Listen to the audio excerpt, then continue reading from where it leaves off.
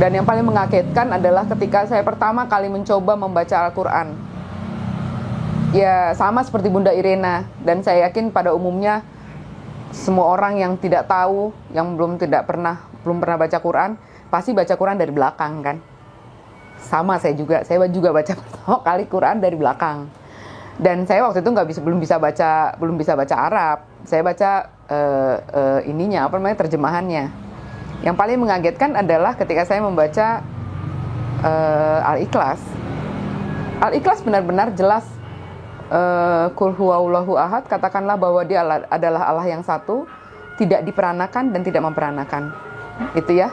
Nah, itu jelas-jelas menunjuk kepada kekristenan. Tidak menunjuk ke yang lain. Jelas-jelas kalau buat saya ya, karena saya memahami itu, karena memahami agama itu sebelumnya gitu. Jadi ya saya sekaget-kagetnya. Oh, jadi ini toh yang membuat mereka kenapa sama sekali tidak mau menerima Yesus sebagai Tuhan dan Juru Selamat. Bismillahirrahmanirrahim. Ya ayyuhalladzina amanu dukhulu fis-silmi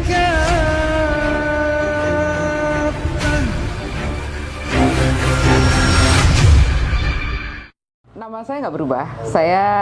Nama saya Francisca Monica Pangaribuan. Saya nggak merubah nama karena pengalaman membuktikan bahwa dengan nama itu justru saya bisa jadi trigger saya untuk berdakwah. Karena dengan nama itu kan jelas ya, namanya berbau Katolik banget dan Protestan. Saya tadinya HKBP di HKBP Gereja Kristen Protestan. Aktif atau Saya dulu guru sekolah minggu. Oh, guru sekolah minggu. Iya. Pernah nggak ngajak-ngajak orang untuk murtad gitu? Murtad sih enggak ya, tapi saya memang begini loh. Jadi di dalam Alkitab itu ada perintah Yesus yang mengatakan bahwa pergilah dan jadikanlah semua bangsa muridku. Jadi ada keinginan buat saya juga untuk waktu saya masih Kristen itu saya pengen bawa saudara-saudara saya yang Muslim untuk menjadi Kristen, karena menurut saya di dalam ajaran Kristen itu ada keselamatan, gitu ya. Jadi kamu nggak usah capek-capek melakukan berbagai hal, kamu cukup percaya saja pada Yesus yang mati di kayu salib dan kamu akan mendapatkan surga. Jadi waktu itu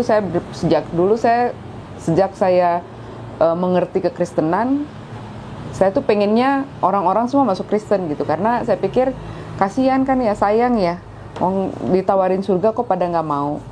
Nah, kemudian waktu saya tingkat 1 di kampus dulu, teman sekamar saya masuk Islam, saya marah gitu, saya kesel karena kenapa sih harus masuk Islam gitu loh.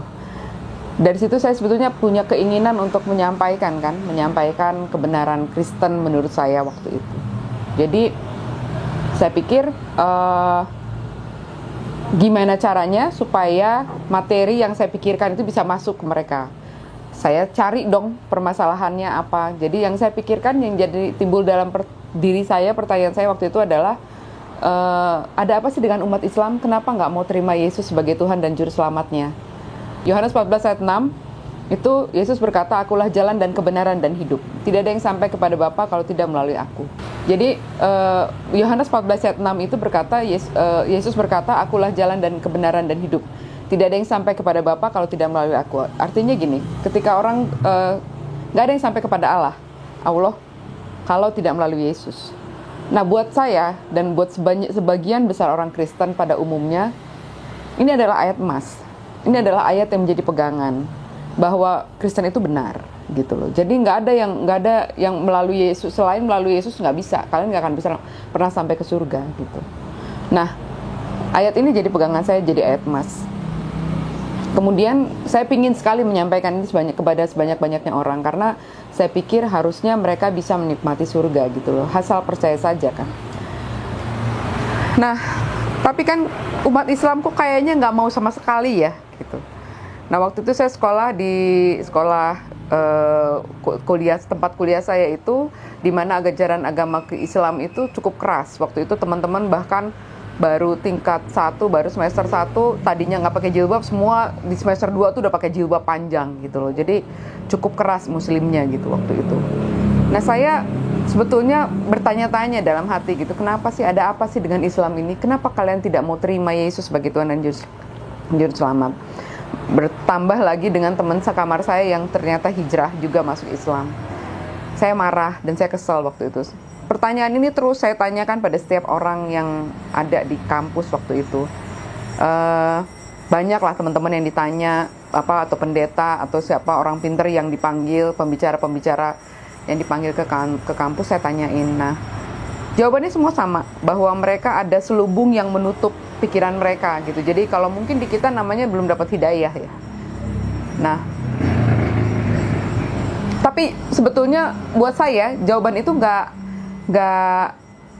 bisa saya terima gitu. Menurut saya ayat Yohanes 14 ayat 6 itu sudah sangat jelas gitu, bicara bahwa Yesus berkata, akulah jalan dan kebenaran dan hidup. Tidak ada yang sampai kepada Bapa kalau tidak melalui aku. Itu menurut saya itu nggak ada sesuatu yang perlu harus pakai ilmu tertentu kan. Itu pernyataan yang very clear, jelas gitu.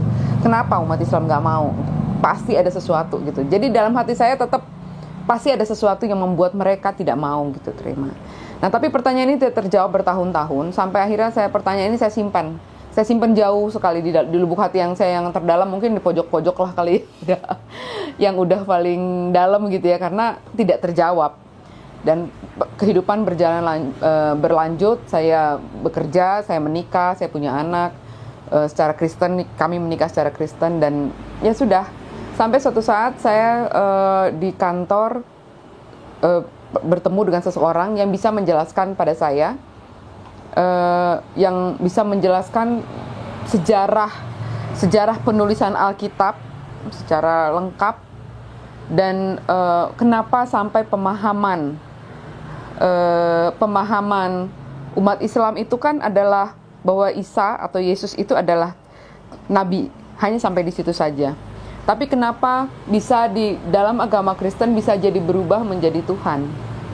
Nah, di situ saya memang belajar banyak kurang lebih selama 2 tahun mempelajari itu. Waktu itu diskusinya memang kami bicara soal banyak hal, mulai dari pekerjaan, masalah pekerjaan, kemudian masalah hukum, dan kemudian kita juga ada diskusi soal masalah Freemason ya, mengenai Freemason, mengenai Yahudi dan sebagainya.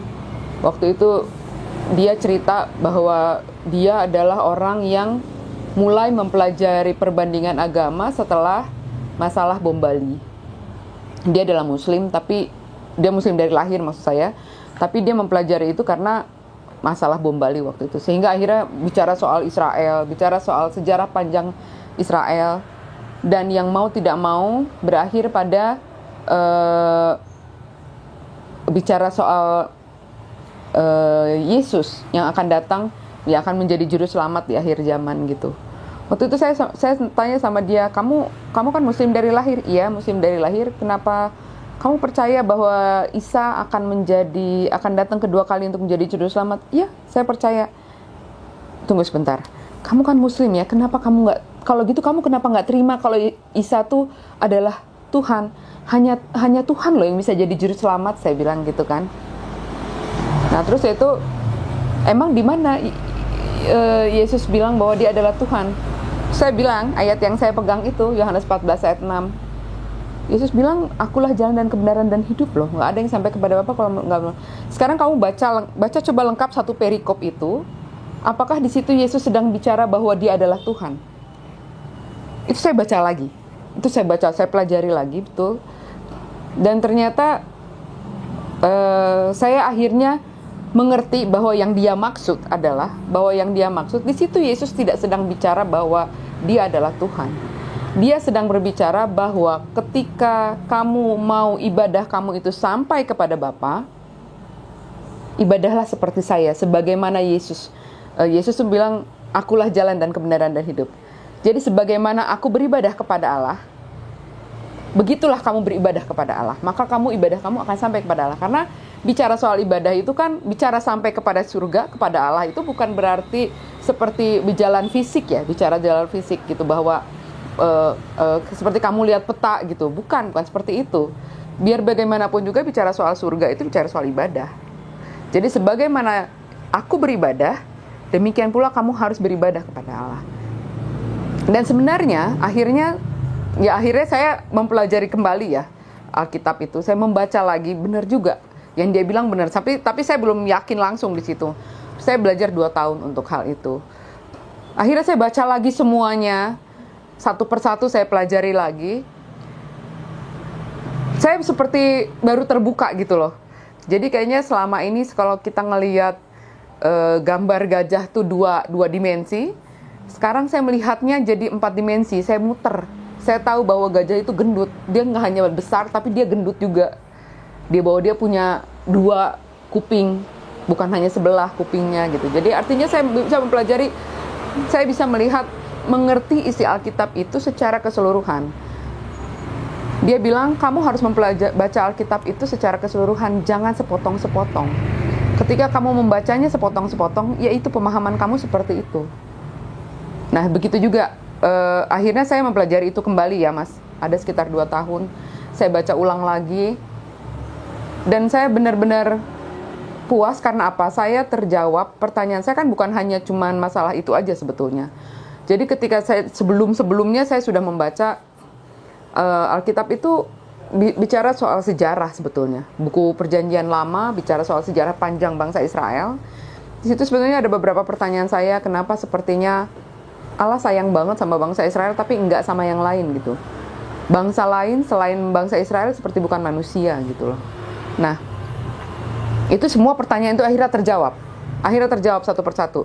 Bagaimana Alkitab itu ditulis, bagaimana bisa ada perubahan dari bahasa Ibrani ke bahasa Yunani, sementara Yesus sendiri bicara pakai bahasa Aramaik, ya kan, bahasa Ibrani. Tapi kemudian kenapa kitab tertua yang ditemukan itu berbahasa Yunani? Gitu, Codex Sinaiticus, Codex Vaticanus, itu kan kitab yang tertua yang ditemukan itu adalah dalam bahasa Yunani. Kenapa bahasa itu gitu? Kenapa bisa seperti itu? Nah, ini sejarah panjang yang harus kita pelajari sebetulnya kalau mau mengerti kenapa, bagaimana, sehingga akhirnya pemahaman pun bisa sampai berubah. Sampai hari ini kita bisa melihat bahwa orang Kristen merayakan Natal sedemikian rupa ya, sedemikian megah dan mewahnya. Sementara Yesus sendiri nggak pernah loh ngajarin, nggak pernah nyuruh loh, nggak pernah menyuruh merayakan ulang tahun, tidak pernah menyuruh merayakan, apalagi merayakan hari kelahiran dia. Itu nggak pernah.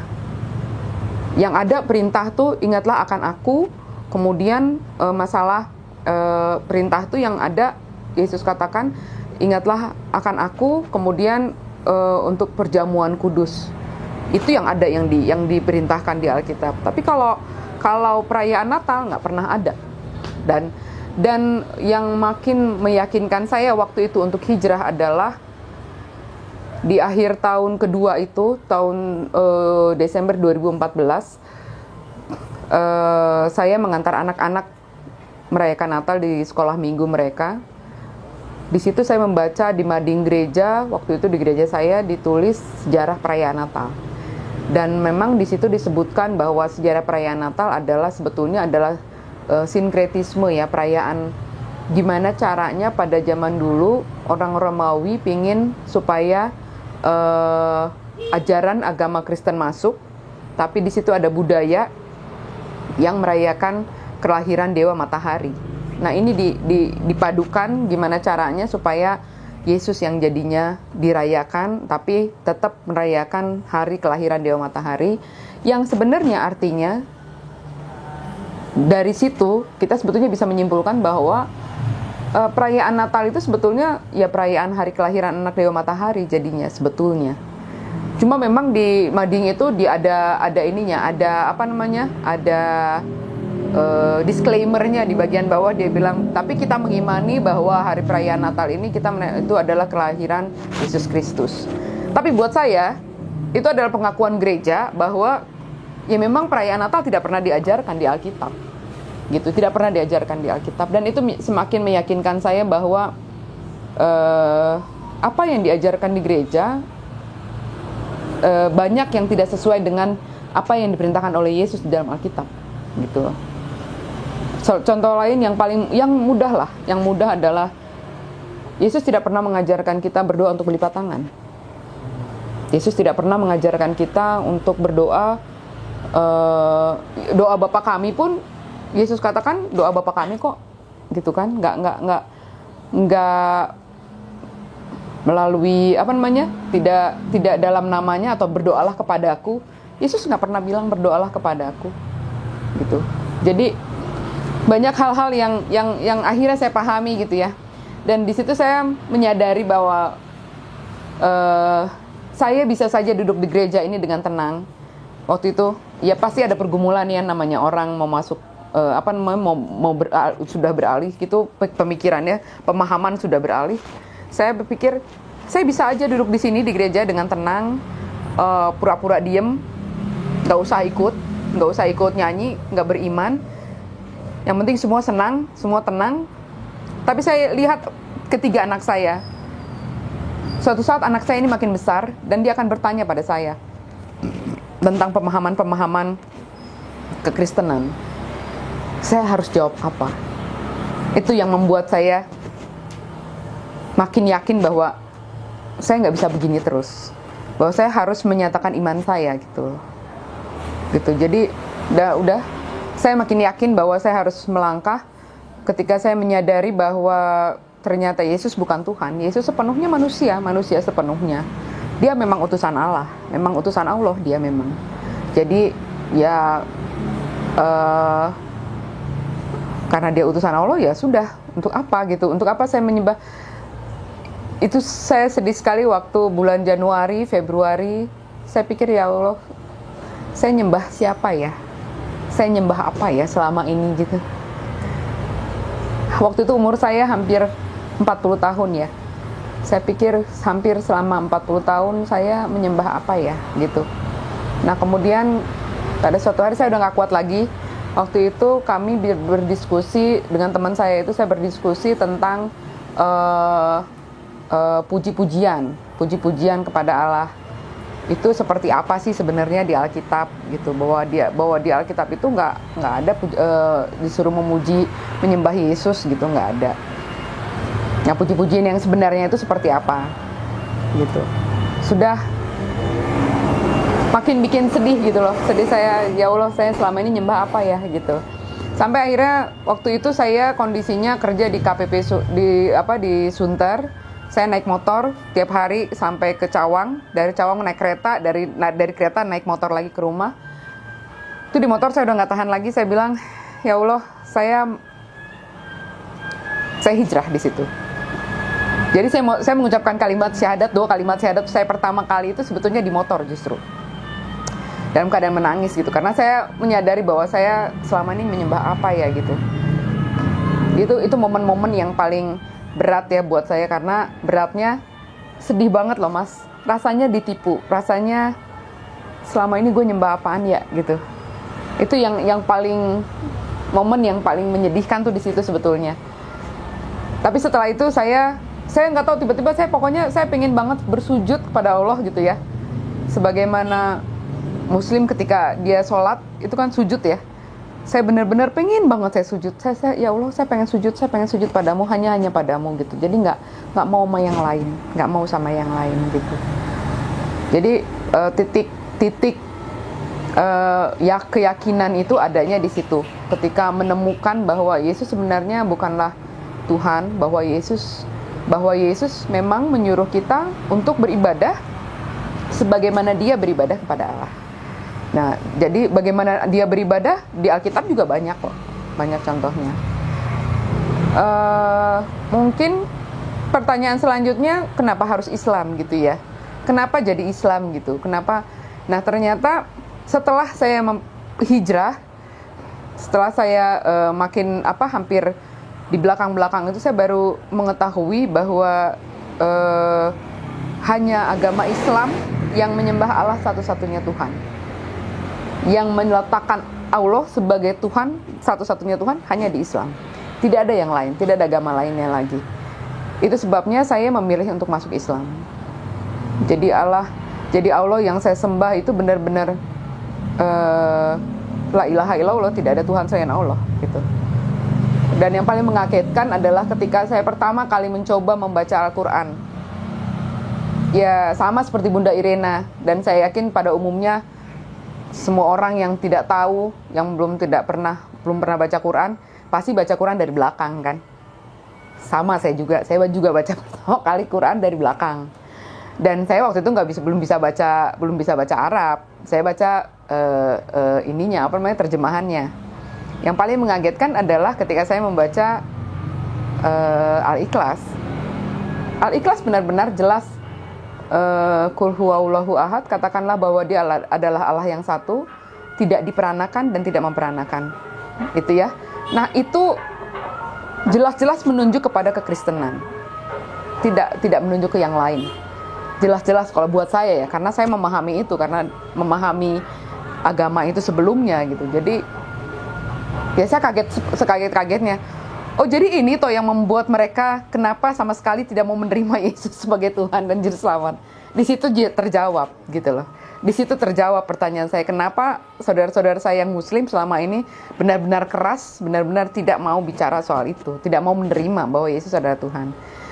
Makin kesini, makin belakangan saya sering baca sunnah bahwa hari malam Jumat itu kita baca Al-Kahfi ya.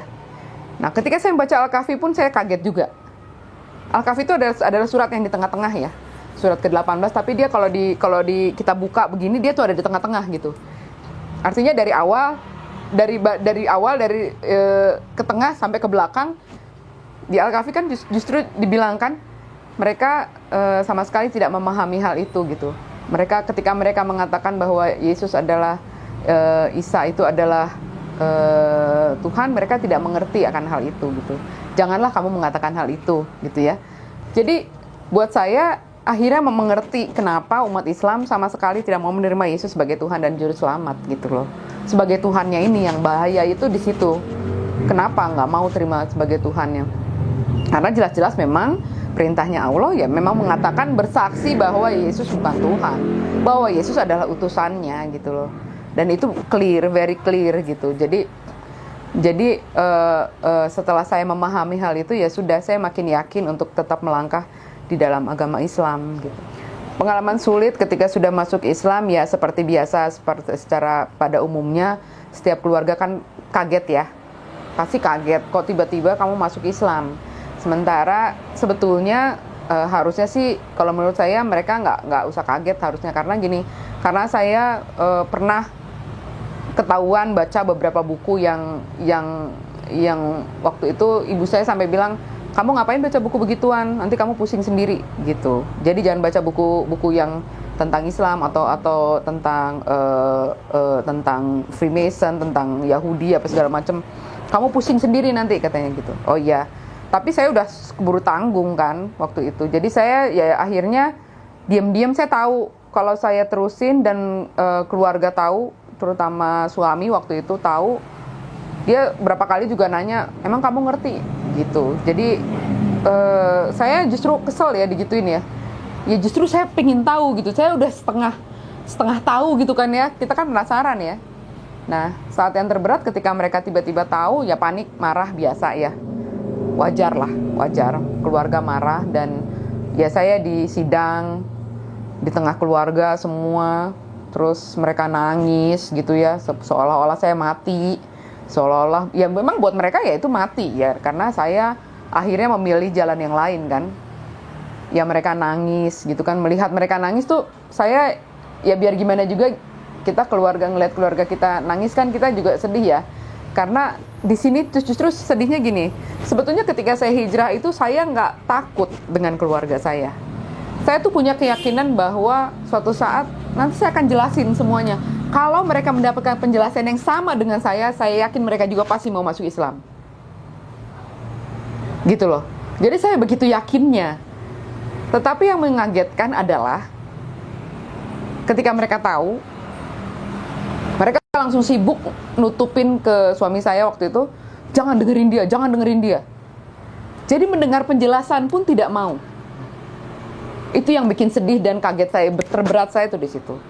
Mereka mendengar penjelasan pun tidak mau.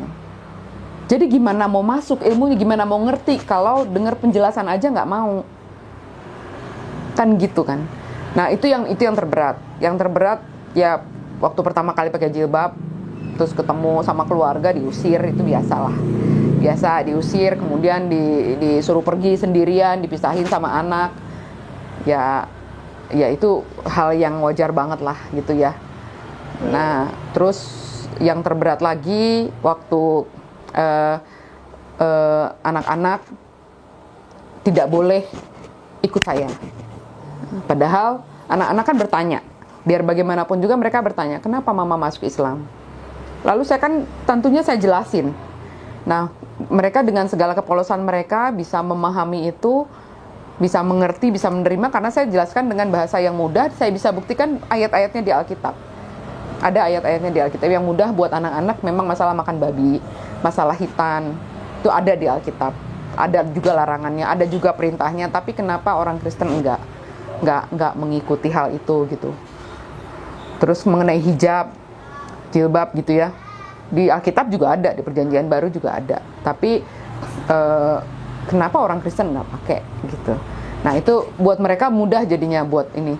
Yang paling mudah buat anak saya yang paling besar waktu itu, yang paling agak lama dia dapat ininya, hidayahnya paling terakhir itu mengenai Yesaya 37 dengan dua raja-raja 19 ya, dua raja-raja 19 sama Yesaya 37 itu adalah dua perikop yang sama persis, tapi tahun penulisan terpaut sangat jauh, beratusan tahun. Tapi kok bisa sama banget gitu. Jadi buat dia berarti Alkitab nggak bener gitu. Berarti Alkitab banyak nggak benernya gitu. Itu salah satunya di situnya. Terus yang terberat, mereka masuk Islam, mereka harus diam-diam sholat, puasa juga dilarang sama ayahnya, selalu dipaksa makan, dipaksa minum. Nah, itu kan berat ya. Kita sedih gitu. Dan berarti mualaf ya Bu anaknya? Anakku 3 mualaf juga, alhamdulillah. Terus waktu yang paling berat waktu mereka hitan, kita pulang, pas bapaknya tahu kita dimarahin, dipukul, dilempar gelas. Saya sampai berdarah juga kaki. Ya anak-anak kan lagi luka ya, masih kondisi luka, dimarahin berat begitu kan bukan suatu yang mudah ya. Itu yang saat-saat terberat yang kayak gitu. Tapi ya memang saya pahami lah itu apa namanya, reaksi biasa ya, reaksi orang Islam kafah itu kan aturan yang Allah berikan ya, yang Allah turunkan bagaimana supaya manusia itu hidupnya teratur. Agama Islam itu adalah agama yang amat sangat menakjubkan sebenarnya. Dalam agama Islam itu diatur setiap hal, bahkan ketika sejak kamu buka mata, pagi-pagi bangun tidur, sampai kamu tutup mata lagi, tidur lagi, itu aturannya kan ada ya. Jadi, Allah itu kalau namanya juga aturan dari Allah ya, itu aturan yang amat sangat lengkap. Ketika saya pertama kali mengerti tentang semua ini, saya rasanya seperti dibukakan satu perpustakaan yang besar sekali dan saya pengen baca semuanya. Ya tahu sendiri kan, buku-buku agama Islam, sejarahnya, bagaimana kemudian aturannya. Kalau mau detail, lihat hadis. Bahkan sampai menjadi begitu banyak pertentangan kadang-kadang karena pemahaman akan hadis itu beda-beda gitu ya. Tapi itu adalah kekayaan dalam agama Islam, di mana Allah memberikan aturan itu dengan contoh bagaimana Rasul hidup gitu. Jadi Zakir Naik bilang, Quran bahkan bisa berdiri sendiri tanpa hadis. Tetapi Allah melengkapinya dengan hadis yang periwayatnya nggak bisa macam-macam, nggak bisa seenaknya kita buat-buat. Bahkan sampai hari ini yang saya salut banget adalah bisa ya hadis ketahuan gitu kalau dia itu hadis yang doif. How come? Itu adalah keajaiban kalau menurut saya ya. Bisa hadis doif ketahuan gitu sama orang. Kita hidup semua di zaman ini loh. Tapi hadis itu bisa ketahuan itu doif apa enggak gitu. Karena apa? Karena ada periwayatnya, karena ada sejarahnya. Ya kan? Felix Xiao juga bilang kan, sejarah itu sangat penting. Nggak bisa lu lepas dari sejarah. Nggak bisa kamu lepas dari sejarah. Nah, jadi Islam yang kafah itu adalah aturan yang Allah berikan lengkap untuk bagaimana manusia hidup. Bagaimana manusia bisa teratur hidupnya sebetulnya. Jadi banyak orang yang menentang karena takut. Takut apa? Tidak terbiasa dengan aturan yang begitu ketat dan begitu baik. Gitu sebetulnya itu. Kalau mau bicara soal kasih ya, orang Kristen banyak yang menggembar-gemborkan masalah kasih. Seolah-olah dalam agama Islam tidak ada kasih. Salah besar sebetulnya. Dalam hal ini, umat Islam harus menjelaskan bahwa justru Islam yang kafah adalah kasih yang terbesar dari Allah sebetulnya. Kasih Allah yang terbesar buat manusia sebetulnya. Supaya apa? Supaya ada aturan dalam hidup. Ketika kamu teratur hidup, ketika kamu teratur sholat, ketika kamu teratur melakukan tugas-tugas kamu akan berhasil hidupnya. Kamu akan baik sekali hasilnya. Gitu, dan di situ kasih akan muncul. Bahasanya cuma mungkin beda bahasanya aja. Seperti dalam Islam, mungkin bahasa yang dipakai di Kristen lebih familiar aja, lebih familiar gitu, seolah-olah ya penyaduran bahasanya mungkin yang kurang bisa belum dijelaskan gitu loh. Tapi sebenarnya Islam kafah itu adalah Islam yang benar-benar penuh dengan aturan yang membuat kita teratur sehingga semuanya akan berjalan dengan baik gitu. Jadi sebetulnya Indonesia sangat rugi sebetulnya ketika menolak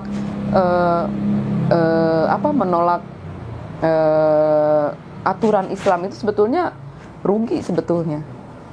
Karena apa? Karena sebetulnya secara hukum sebetulnya menyadur semuanya dari aturan Islam kok.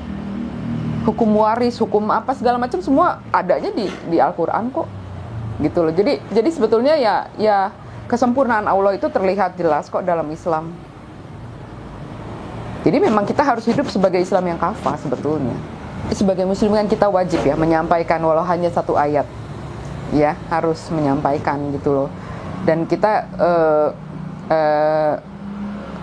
pasti ketika kamu merasa bahwa ada sesuatu yang kamu miliki yang baru, ilmu yang kamu miliki, selain pertama kita memang akan diminta pertanggungjawabannya dalam nanti kan kita akan diminta pertanggungjawaban harta kita, usia kita, ilmu kita, ya kan? Ada 4 kalau nggak salah itu. Satu lagi apa bang? Tubuh. Itu kan itu akan diminta pertanggungjawabannya. Nah, ilmu ini adalah salah satu yang harus kita sampaikan. Kalau nggak boleh kita punya ilmu terus itu kita diam aja ngejogrok sendiri, terus kita sendiri yang pinter, terus orang-orang pada nggak tahu, nggak boleh, itu justru salah besar. Jadi kita memang harus berdakwah, bagaimanapun caranya ya. Tidak melulu berdakwah itu tidak melulu harus bicara di YouTube, nggak perlu, nggak seperti itu kok, nggak selalu harus seperti itu. Bisa, kalau bisa seperti itu alhamdulillah, ya kan, seperti mengaji cerdas, kan bagus sekali ya ini untuk sebagai media dakwah. Nah tapi dalam kehidupan kita sehari-hari alhamdulillah yang tadi saya katakan, dengan nama saya, ketika orang mau bertemu dengan saya, ketika baca namanya itu mereka pikir, oh ini orang Kristen nih, orang Kristen Batak udah jelas pakai marga, ya kan? Begitu ketemu, nggak taunya orangnya pakai jilbab panjang, mereka, saya kira ibu tadinya orang Kristen, begitu ya, pasti selalu begitu saya. Nah dari situ saya bisa mulai cerita bahwa saya adalah mualaf, ya saya mualaf. Kenapa saya mualaf? Saya cerita semuanya, seperti tadi lah saya ceritain gitu. Saya yang langsung untuk saya bimbing syahadat memang belum ada yang langsung, tapi alhamdulillah di beberapa lingkungan saya tahu bahwa banyak yang tadinya nggak pakai jilbab jadi pakai jilbab, tadinya nggak sholat jadi sholat, tadinya nggak rajin baca Quran jadi rajin baca Quran. Karena apa? Mereka malu ya, di lingkungan saya, di kantor, di mana gitu, banyak saya tahu mereka walaupun dalam diam mereka ada jadinya seperti gila ya, dia aja mau gitu loh. Nah gitu ya, alhamdulillah ya, buat saya itu udah sudah merupakan dakwah ya, sudah saya sudah menyampaikan apa yang ada yang bisa saya sampaikan gitu loh. Kalau untuk mualaf yang baru ya, mualaf sampai kapanpun kita harus belajar. Jangan mau tenggelam dalam euforia menjadi mualaf. Ketika kita menjadi mualaf baru, memang banyak orang yang menyanjung, mengeluh-elukan gitu. Tapi tidak boleh lengah dengan hal itu.